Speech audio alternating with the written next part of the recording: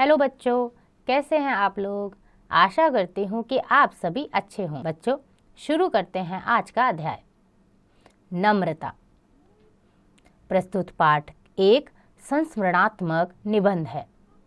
इसमें लेखक ने धूप बत्ती के माध्यम से नम्रता के महत्व पर प्रकाश डाला है।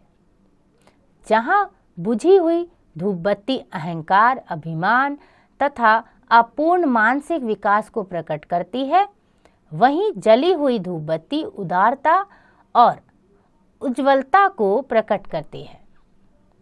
बच्चों, अहंकार को व्यक्ति का सबसे बड़ा शत्रु क्यों कहा जाता है, दिए गए स्थान पर लिखिएगा। आइए शुरू करते हैं अध्याय नम्रता।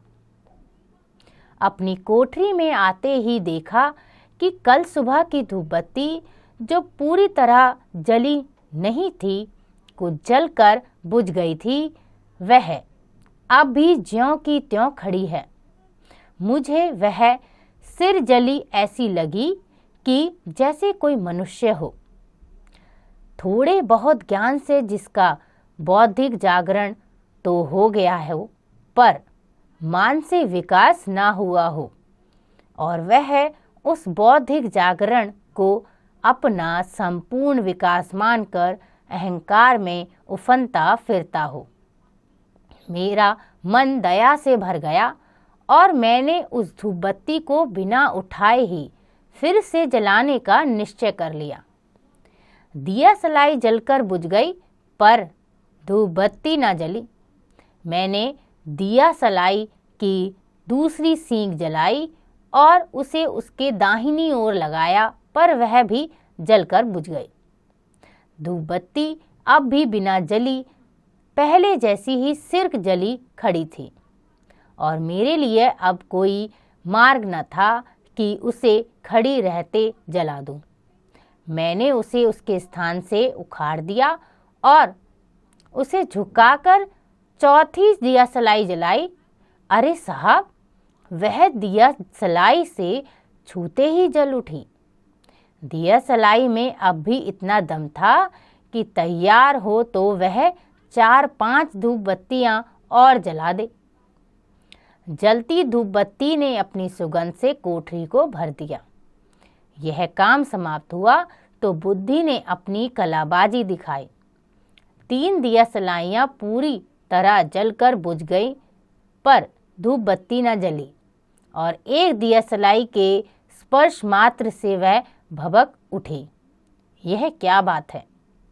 तो बच्चों, देखा आपने, यहाँ पर एक धूप बत्ती जो बुझ गई थी और ज्यों की त्यों खड़ी थी, उसे जलाने का प्रयास किया गया, लेकिन जब तक उसे झुककर जलाया ना गया, वह धूप बत्ती नहीं जली।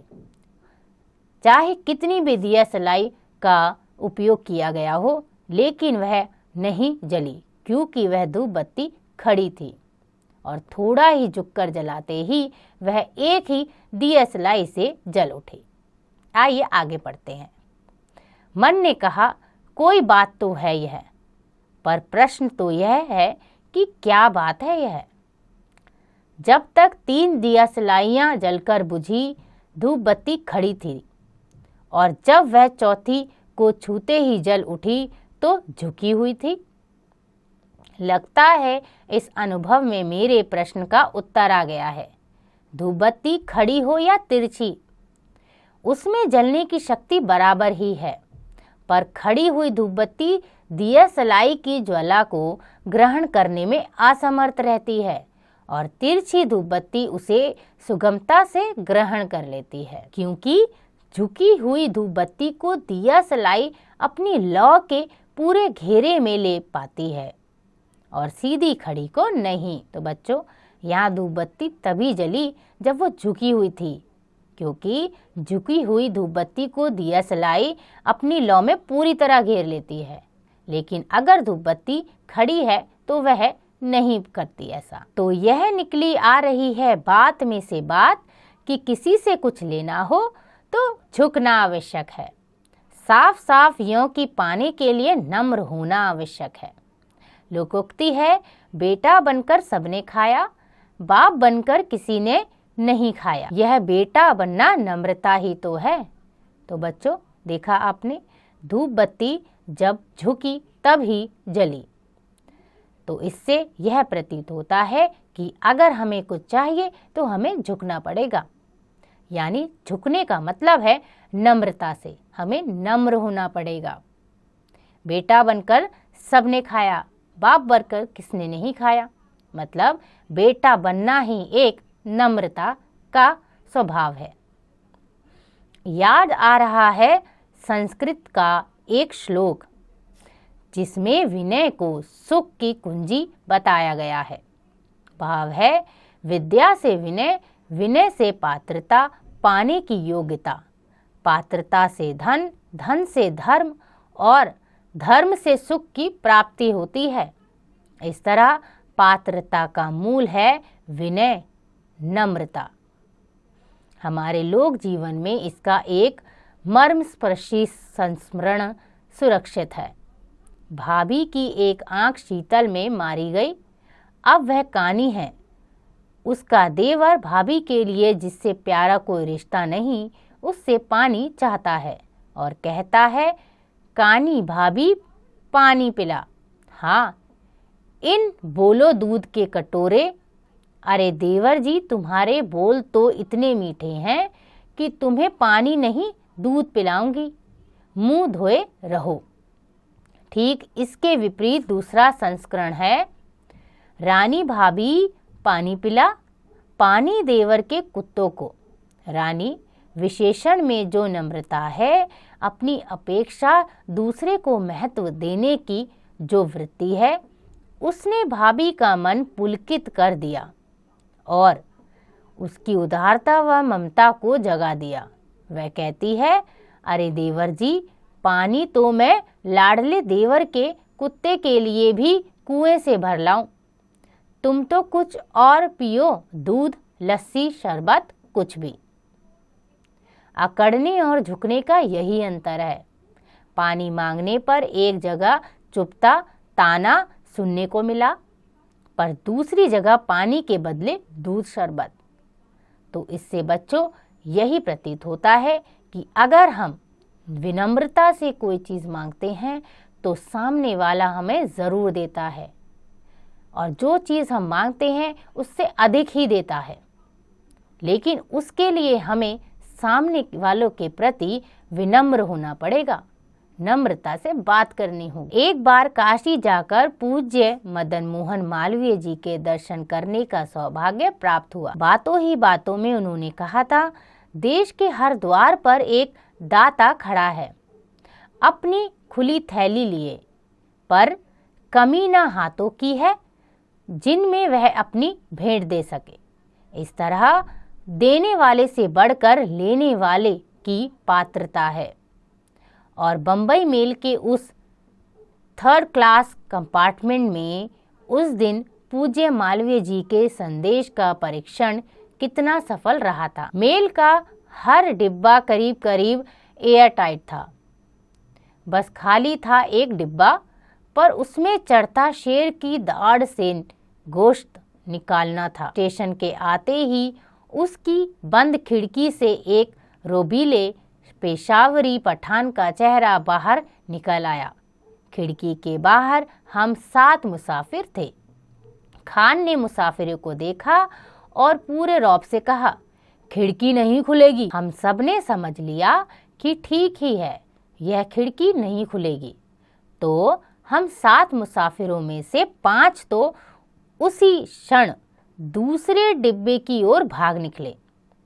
छठे ने सामने से आते चेकर से शिकायत की, जनाब, ये हजरत पूरा डिब्बा घेरे बैठे हैं और हमें चढ़ने नहीं देते। चेकर महोदय ने अपनी नई यूनिफॉर्म के रौब में जरा डांट के स्वर में खान से कहा, आप दूसरे मुसाफिरों को चढ़ने से नहीं रोक सकते, खोलिए खिड़की। खान ने सचमुच खिड़की खोल दी और चेकर की ओर मुस्कुराते हुए कहा, ओ, तुम बैठाएगा, तुम बैठाइए इसको।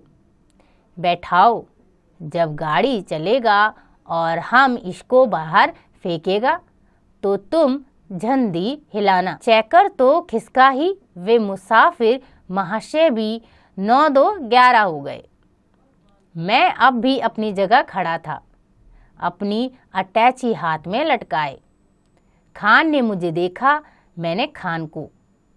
उसने क्या सोचा मैं नहीं जानता, पर मैंने सोचा मालवीय जी महाराज का वचन है कि हर द्वार पर एक दाता खड़ा है, तो क्या यह खान भी दाता है?